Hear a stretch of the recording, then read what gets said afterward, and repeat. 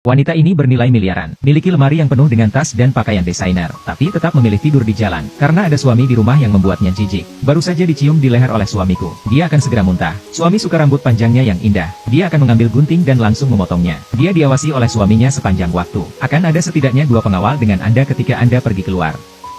Bahkan jika Anda mengatakan sepatah kata pun kepada pria lain, sang suami akan datang dan membawanya keluar secara langsung. Ketika saya sampai di rumah, saya dipukuli oleh suami saya lagi. Kecuali wajah cantik ini, di tempat lain memar.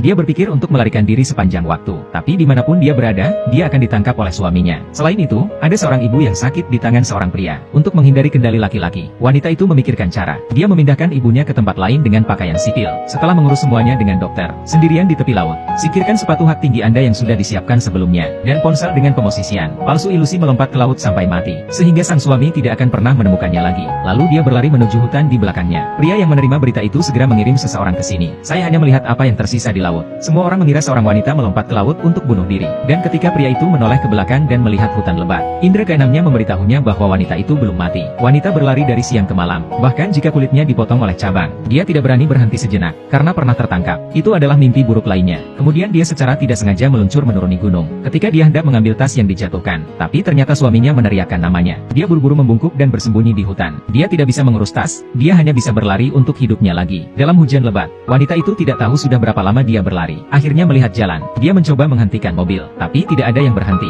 Dia tidak bisa menunggu lebih lama lagi, langsung memblokir jalan mobil di belakang dengan tubuh Anda. Akhirnya, pria di depannya membawanya pulang.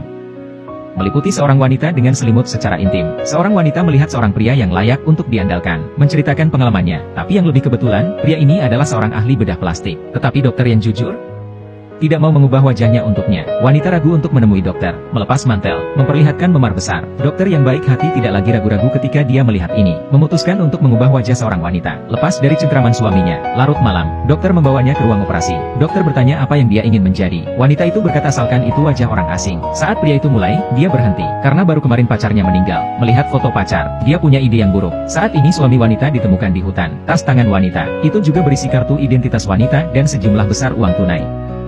Dia lebih yakin istrinya tidak mati, hanya bersembunyi di suatu tempat. Wanita itu berhasil menyelesaikan operasi. Akankah dia mendapatkan wajah baru untuk mengubah hidupnya?